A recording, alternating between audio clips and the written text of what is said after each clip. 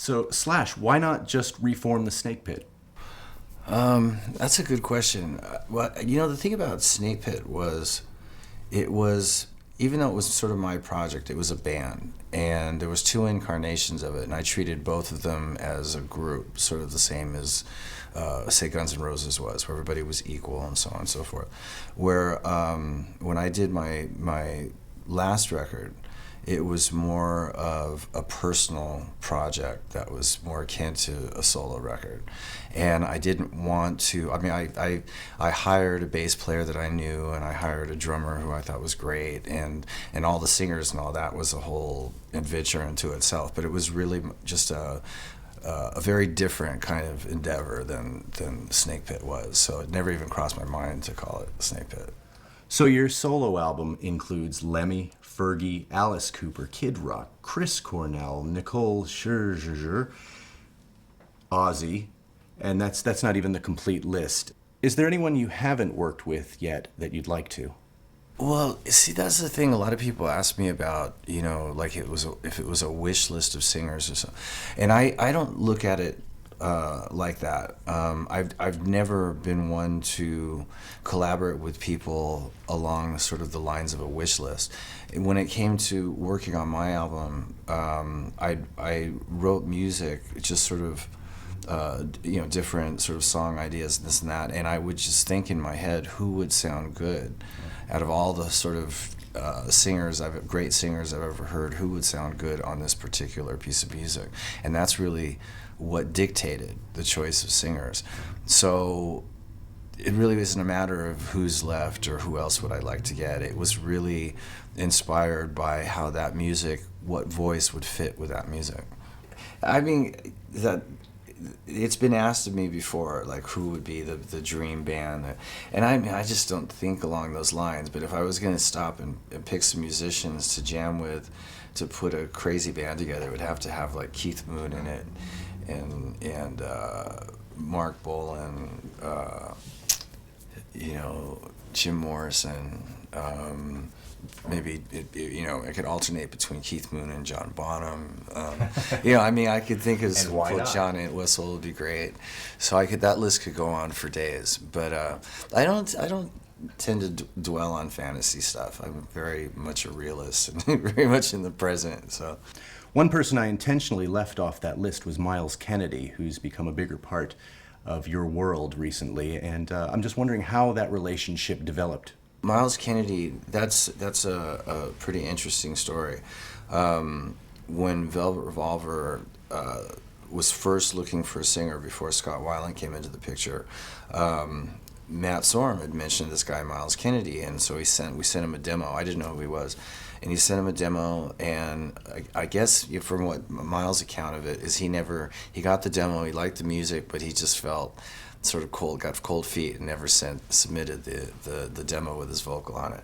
So fast forward however many years, and we're looking for a singer again, and Matt Sorum brings Myles Kennedy up again, and this time Myles is in a band called Alter Bridge, and doesn't want to leave his band, so I don't think we ever sent him the demo. He flat out said, I can't leave my group, and so on.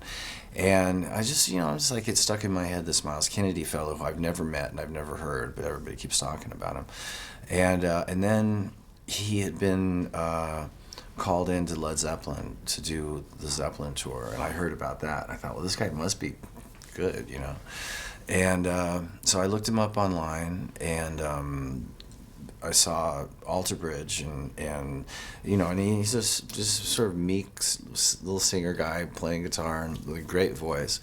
And so I sort of left it at that. I respected the idea that he was loyal enough to his group that he wouldn't just jump ship and join Velvet Revolver.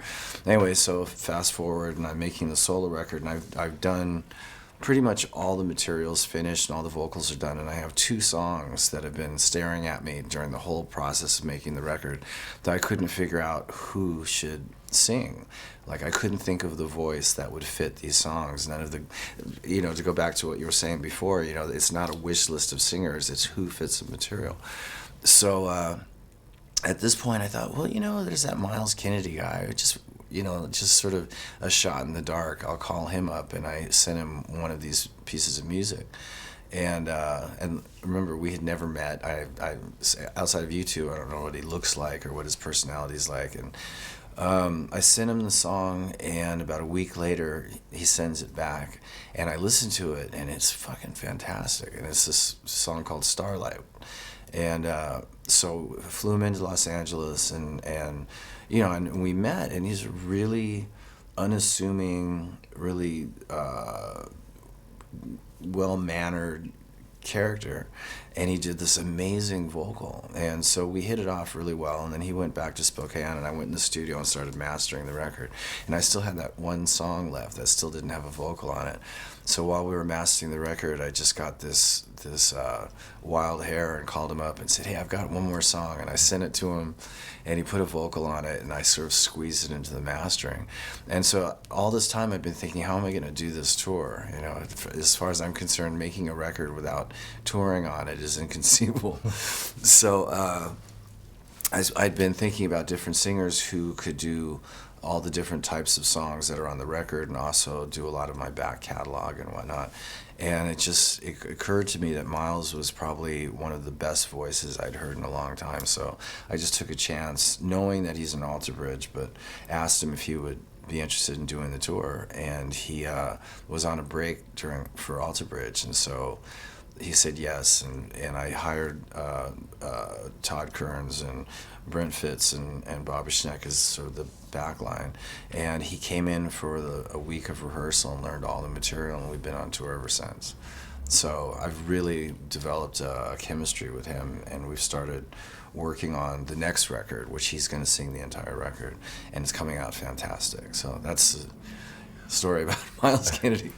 What's it like with him singing? I mean, I'm going to ask him about this as well, but you've got some really diverse singers on this album. I mean, Lemmy is quite different from Ozzy, and obviously the girls as well. It's I don't know. I mean, is he going to sing "Beautiful Dangerous"? We do perform "Beautiful Dangerous," and we do a male version of it, but he sings it fantastic. It's weird. It was a 1 in a million shot. I don't think I know any singers who could sing the diversity of material that he sings. I mean, so I feel it was like sort of a blessing that he and I hooked up when we did. Can you tell me a bit about what Myles Kennedy is like off stage? He's just, originally he's a guitar player, and he started singing because, as musicians often do, it's hard to find singers. So he started singing, and it turned out that he was pretty good at it. So in Alter Bridge, he still plays guitar. In my band, it's the first time he's ever fronted a band without a guitar to hide behind. But originally, he's a guitar player, and guitar players tend to have very different personalities than, say, lead singers. It just by nature. And so he has more of a guitar player's personality. So he's very quiet and like I said before, very mild mannered and very cool to hang out with, very unassuming. Yeah, no hijinks, off stage? No, he's as laid back, if not more so, than I am. So we get along great. Yeah. Which songs are your favorite to either listen to or to play live? Well, like any record I've ever done, I never actually sit down and listen to it after having made it. If it comes on the radio is one thing, but I never just consciously say, I'm going to listen to my record.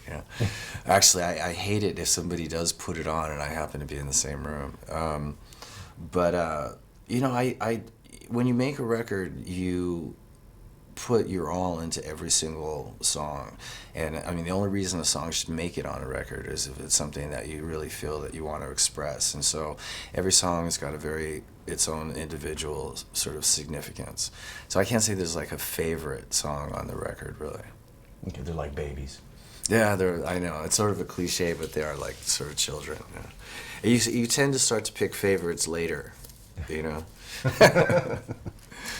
How did you actually go about putting the album together? I understand that the singers wrote the lyrics and the melodies. Yeah, well, the whole concept behind having this record with all these people on it, its inception was based on the idea that I wanted to do a record do a record where I get people to come and perform on my record as opposed to me going and performing on theirs, because I've done a lot of sessions and worked with a lot of people over the years, and there's a certain kind of magic that happens when you work with somebody that you really admire, is really talented, and you get to play on their album.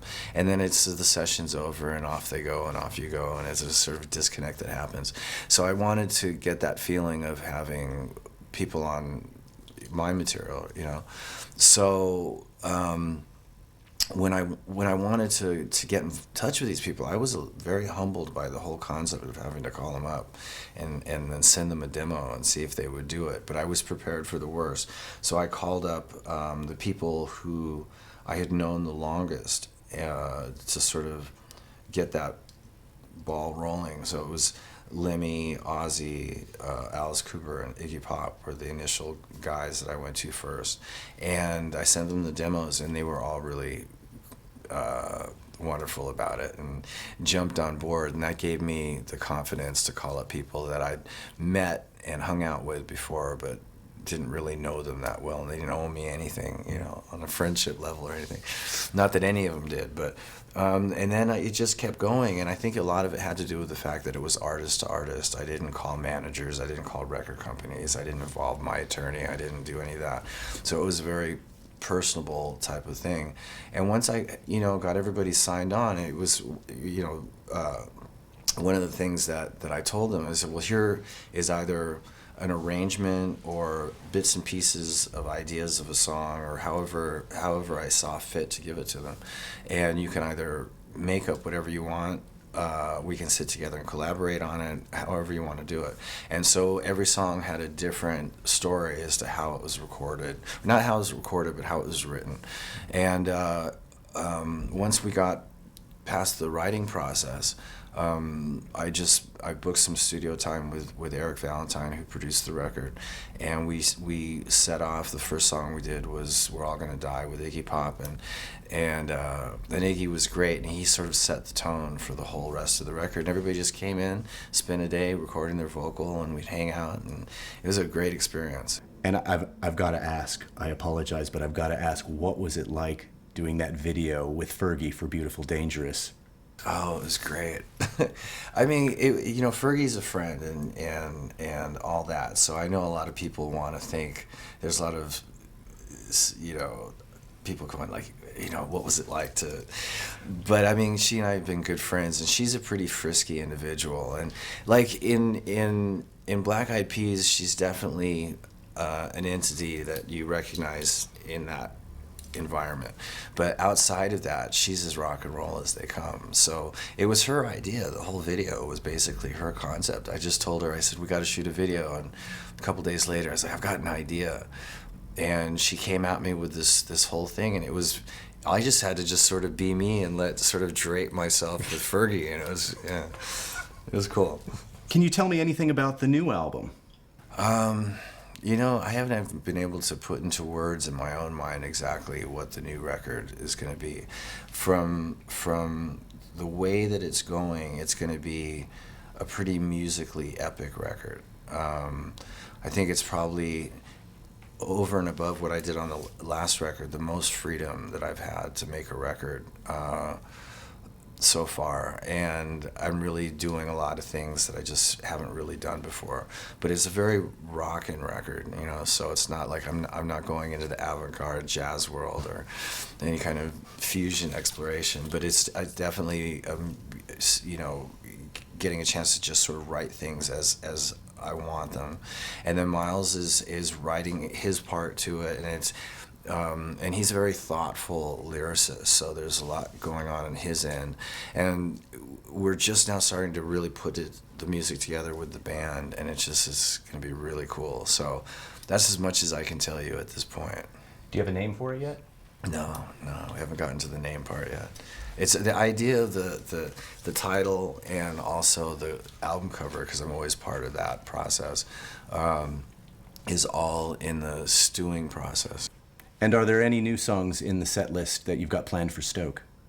No, we have a couple of them that we played at Soundcheck, and it's way too premature right now because of the whole YouTube thing to start putting out new material. So unfortunately, we've decided not to do anything yet. So about Stoke, I mean, you didn't live there for very long, but this gig is being viewed as a homecoming gig, certainly by the people of Stoke and even Great Britain on the whole. What memories do you have of Stoke? Well, I spent enough time there to get a really good memory of a lot of different things from there. I mean, I went to school there. I had obviously all the family over there, and I just had really great memories of sort of growing up there. And it's during that crucial time when you're the most easily influenced, when you digest the most information when you're like around 4, 5, and 6 years old, Mm-hmm. So they're very crisp in my mind. And, my grandfather and my grandmother and my uncles and aunts and all that were all wonderful to me. And, it's such a sort of quaint little, from my memory of it, small, sort of almost village type town, in Blurton, right? It was just a very small area. It was very cozy and very personable, and everybody knew each other, and really pretty to me, So I have really positive memories of Stoke. Yeah. In the interim, since you moved, have you been back to Stoke? No, that's the thing. One of the interesting sidebars to going to play Stoke is that for years I've been trying to get a gig there, and promoters and stuff just blew me off, and it made it sound like there was nowhere to play there. It was just such a small town that there was no venues, and so it's probably come up half a dozen times over the last 20 years that let's do a gig in Stoke, right? And nobody was interested. So now that I'm doing this sort of solo thing, I've been able to, one of the things I said is I want to play places that I've not played. If there's an audience there, I want to go play there. And Stoke came up, and I was like, I definitely want to. And this place where Victoria Hall's been there forever, So I'm really looking forward to it. But yeah, it's definitely been one of those things where it's been on my mind for years. Are you expecting many family and friends at this gig? Well, I mean, my uncle Ian, who still lives in Stoke, will be there, and he's got a guest list, so we'll see. What's funny though is it's the first time I've been back in 40 years, but last year I brought my dad with me to England, mm-hmm. and it was the first time in 40 years that he'd been back, and I left him with Ian for about a month, so he got to sort of revisit his old haunts and his childhood and all that kind of stuff. So it was really interesting. I mean, he was gone for so long. At one point, I thought maybe he's not going to come back. Maybe he's just going to stay. But anyway, so it's been really cool to get. I mean, I've seen Ian over the years, but I've also been reacquainted with a lot of my other relatives some of them which I didn't even know. So it's been cool. And your relatives, do they call you Slash? At least to my face, they do. What was it like? Do you have any recollection of moving? I mean, moving as a young child from your childhood home to any place really can be quite traumatic. I remember everything, about it. I even remember the airport. I remember the flight, going to Los Angeles. I remember the first night in L.A. I remember I was actually stayed at my grandmother's house in Los Angeles the first night, and there was an earthquake, and we were watching King Kong. So I remember being stood in the corner that night for being bad, and then we ended up living in Laurel Canyon, and my dad, being a graphic artist, ended up working for David Geffen, doing one of the main reasons my dad moved to Los Angeles in the first place is one, because my mom's from there, but also because that's where the music business was really happening at that point. And so my mom and dad both were very creative individuals in the music scene. And so we moved into Laurel Canyon, which is where the whole sort of Crosby, Stills and Nash, Joni Mitchell, the Eagles, Jim Morrison, that whole explosion was going on there. And as much as I regretted at the time leaving home, it's really good that I did, because there was such an amazing creative thing happening in the hills over in LA, and it probably had a lot to do with the musical influence that I have now, you know. Well, I mean, I'm a lifer as a musician, so that'll always be a major part, probably the main motivation for me. You know, that will always be there. But I mean, if I, you know, when I first, as a kid, all the way up until I picked up the guitar, and even then, I still do, is I was always an illustrator, and I was always into art. So that's something that I still do, and I'm very involved with. But I don't really have any plans for slowing down or relaxing. And there's other things that I get myself involved with. I just started a horror movie production company, and so we're knee deep in the first production for that company, you know, for Slasher Films. And I've got 4 movies in development right now. So that's sort of like a side thing for me that I'm very passionate about. But I think it's really will always all be about music, and you know, all the different things that you can do with that. Do you think you'd ever get together with Rob Zombie, or would that be sort of conflicting interests? We talked about it. Rob and I talked about it last year in Australia.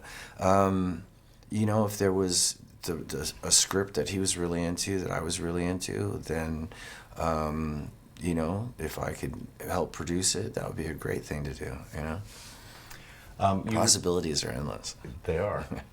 You recently played with Ronnie Wood and B.B. King at the Albert Hall, and that in itself was amazing. But the one thing that stood out to me was when B.B. took your hat. Yeah, right. Do you just let no, people take your hat? He was the only one. He asked me for it first. I mean, he didn't just. Yeah, oh, I know. Yeah.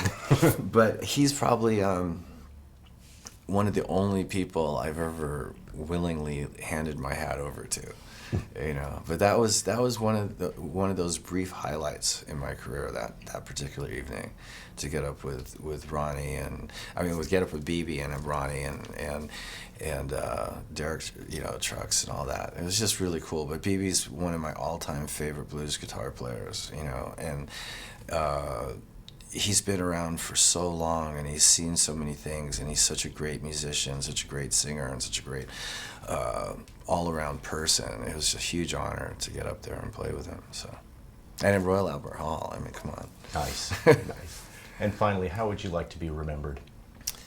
You know, I think I'd probably like to be remembered as somebody whose heart was in the right place, and somebody who really cared about, you know, what it is that he does, and loved what he does, and loved the people he worked with and his family, and fucking, you know, maintained his sort of musical or creative integrity, you know, as best he could, and wasn't such a bad guy, you know.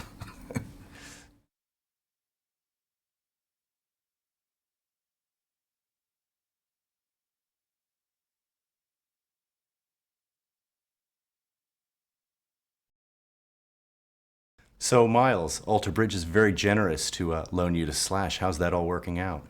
It's an insane schedule for me, because it's just nonstop. I'll get off one tour and immediately start the next. So fortunately, I have a wife who's very understanding and supportive, and lets me, you know, live my dream 365 days a year. So, How do you keep your voice fresh with all of that touring and singing? you know, that's a good question.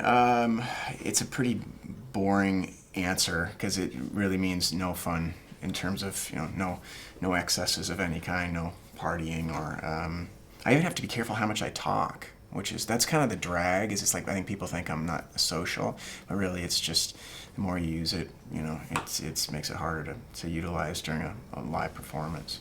What was your reaction when Slash actually came a calling? I was shocked. I was really surprised. I live in this, I live far away from LA. I live in a town called Spokane, Washington. It's called Spokane, but it's in Washington. And I just got this call one night, and he asked if I'd be interested in being a part of his solo record, and I was just flattered. I was really, really honored. Can we go back a little bit before that? I understand that he sent you some music and wanted your input for Velvet Revolver, and you turned it down? Yeah, what happened there was, I think this would have been 2002, around the summer of 2002. I got a phone call, and that was funny because I was sitting, I had just gotten the New Spin magazine at the time, and on the cover was, I think, it was something related to GNR and that whole period there in the late '80s, and I was reading it, and I was like, wow, what a great period in rock and roll. And my phone rings about 2 hours later, and it's an 818 area code, and I think it's my manager, and it's Slash on the other end of the line. So it was just kind of a crazy set of circumstances, and he sent me some stuff that they've been working on, and basically what happened is I just come out of 5 years on Epic Records with my band, the Mayfield Four at the time, and I was just kind of disillusioned with the music industry and rock and roll, and there's just a lot of things going on, and so I just I bowed out of any sort of audition or anything like that. It was never like they offered the gig to me. It's just like if you're interested in auditioning. So and that was a hard thing because as a big fan, how many times are you going to get that phone call? Well, 7 years later, phone rings again. So I've been very lucky. People are like, well, why didn't you, why are you doing it now? Well, I think as time went on and I discovered that music is oxygen for me. I'm miserable without it, so I'm happy to have a second chance. Speaking of opportunities and phones ringing and things, you had another phone call from Jimmy Page, John Paul Jones, and Jason Bonham. What happened there? What happened there was, yeah, that was crazy, in a good way. They were considering putting a project together. It wasn't too long after they'd done the reunion, and I think they really had a good time and really just wanted to play again. And so Jason actually contacted me and asked if I wanted to come over and to London and jam for which was just still, even just uttering the words, it seems pretty surreal and crazy, but yeah, it was great. Nothing ever came of it. I think they, for whatever reason, they never decided to follow through with it. But it wasn't you saying no thanks? Oh, absolutely no, definitely not. Were you at all nervous? Yeah, probably. Probably had a little bit of adrenaline running, I think that tends to happen more when you actually get in the environment with them, because if it's an artist that you respect or admire, then with that comes a little bit of nerves. Did you have a chance to meet any of the other singers who appeared on Slash's album? I did. That's been great. Met Fergie. I heard that track. I heard Beautiful Dangerous and was pretty blown away because I think she proves what a great rock singer she is. People know her from the Black Eyed Peas and that genre, but you discover when you listen to that song that she's a rocker. She's got it in her, and so she's performed with us a couple times, and it's been very impressive as a singer and as a performer. Just watching her. The other person that has come and performed with us a few times is Lemmy from Motorhead, which, as a big Motorhead fan, that's been awesome. He's a very, very bright and intelligent and talented icon, and there's a reason why so many of us look up to him, because he's like the Godfather, How much did he make you drink? The first time, nothing. But I actually ran into him about a month ago. We were playing Nova Rock in Austria, and he was there, and we started talking, and it was a great conversation, a great time, and he offered me a Jack and Coke, and the singer in me, the teetotaling on the road, no fun guy, at first was like, and then I was like, wait a minute. I'm sitting here with how many times is this going to happen? So they pour me a drink, and I drink about 5 sips, and I'm already like feeling. I'm like, I better calm down here. And so we left, said goodbye, and I actually saved the cup. I put the cup in my bunk and saved it for the rest of the tour. What is it like to sing so many songs that were written by so many different people who have such different styles? It's really challenging. It's probably one of the most challenging things I've ever had to attempt to do as a singer, because obviously he had so many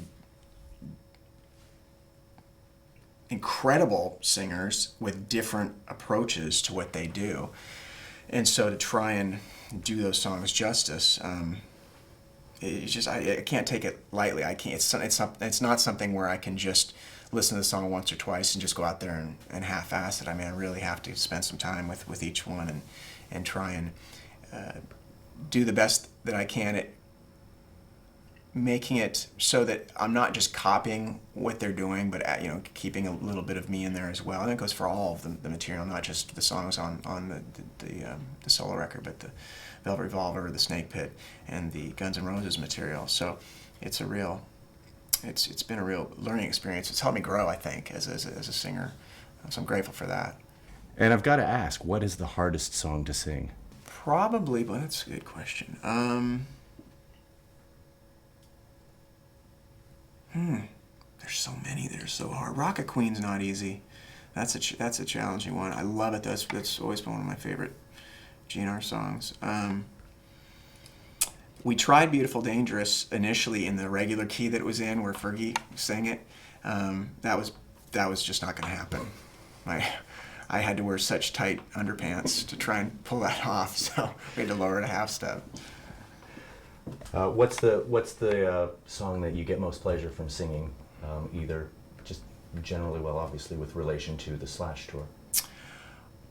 I really love, and I don't even sing, that's probably the song I sing the least of because I just turn it over to the crowd a lot of the time. I love when Slash kicks into the beginning of Sweet Child of Mine. I love to just stand, I usually am just walking out because he does a solo prior to that, and I'm just kind of waiting and watching, because the minute he hits the first few notes, the crowd just, the look on their face for me is just priceless. It's beautiful. It's beautiful to see what that song does to people and what it means to people, and that's the best part about this whole thing is you realize night after night just how powerful music is in people's lives, and that song really I think illustrates that better than not better, but in a very special way to everybody in the audience. This is a big homecoming gig for the people of Stoke, and I imagine for Slash as well. Is Slash doing anything different in his preparations? What are his preparations for this gig? He doesn't really. He's so just kind of easygoing, and I think he's just going into it with confidence. I think I don't think he's going to overthink it. I think he's. Of course, he could be that could be his game face, and he could have us all fooled. But I think he's. I know he's excited about it. I'm sure he's looking forward to playing for his hometown. Tell me a bit what Slash is like off stage. The fans would like to know what happens when the curtain comes down and the lights go off. What's he like? He's very even keel. He's not. I don't know how to put it. It's very. I admire just the constant, just very level-headed, and very cool. Very cool and calm. And for me, I like hanging around people like that because it rubs off on me and makes me feel, calm and collected. he's also very, like Lemmy, a very intelligent man. He reads a lot. He's always got a book. He's always turning me on to new books that he's reading, which I like. So yeah, he's quite an exceptional person. And now, how does yours and Slash's relationship go forward? We are working on a record that we're hoping to release next year, and 2012 looks to be the year where we'll focus solely on this, and it's exciting. It's because I'm gone so much of the time. We basically trade music files. Thank goodness for the internet and technology. That's how we've done a lot of the writing. And we're hoping to get in, I think, later this year and record early next year and actually get it put to tape or hard drive, whatever. And I understand that you're working on a solo album. Yeah, well, the strange thing is I was actually just getting ready to record it when he called a few years ago. And so I went down and did Starlight at that point, and then went back and basically finished all the music, and it's all recorded. I just have to finish the vocals. And now the million-dollar question is just when I'm going to have a window of time to release it. That's been a bit of a task with everything going on right now. Is it more of an Alter Bridge kind of hard-edged sound, or is it a little bit more like Slash? No, it's neither. It's something that I've been chipping away at for a long time. I have a real love for singer-songwriter based songs. So a lot of the material that I knew would have no home in Alter Bridge, and now with Slash, I set aside for that, and it's it'll be interesting to see how that's received, because it's definitely different. But it's just something as the little artist in me needed to get off. I needed to get it off my chest and get it documented.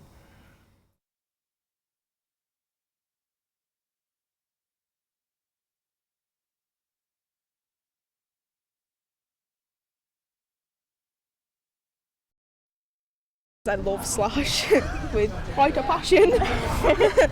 He's so rock and roll. Nothing about Slash is not rock and roll. He's an idol, He's isn't he? too cool, yeah. Well, he's an idol and he's from Stoke, like us. And so it's amazing. It's his first time back since he left when he was 7. This is our 6th time. We follow him everywhere in Europe. This is my 47th time I've seen Slash. It's like just history. You can't miss it. It's just inspirational that he's from somewhere as small as Stoke and he's managed to, he's so popular. I've grown up with Slash. I've grown up with Guns N' Roses. They've been everything to me. The reason that I started playing guitar was Slash. It's Slash's homecoming. You got to come. It's legendary. It's nice that he hasn't forgotten us. Someone as big as Slash, he's been around the world how many times, played with everybody, and he's come back to Stoke for us. It would be nice to have Slash back in his hometown.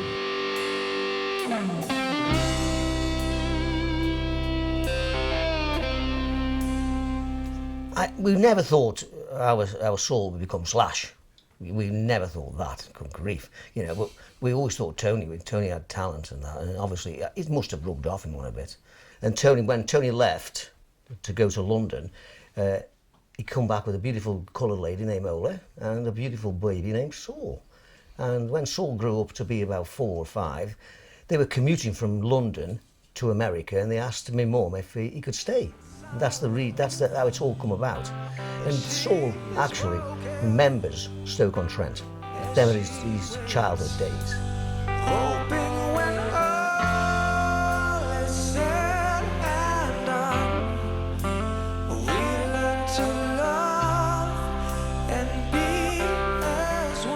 We used to have a dining table this way. Yeah. It looked bigger actually. And this would be the laundry room. This used to be the laundry room. And Mum would have a washer here, and then used to have one of what we call a clothesmate hanging down. Oh yeah. You put the clothes on and rack it up. Oh yeah, that used to be the toilet. Yeah. That used to be the toilet, and where you put the bin, and then round there used to be. So is it strange coming back then? Yes, it is in a way.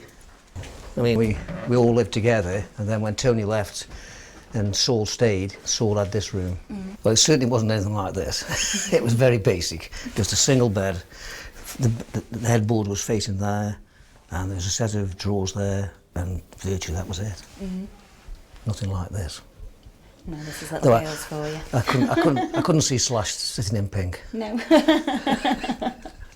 And he went to the school round the corner, the Sutherland School.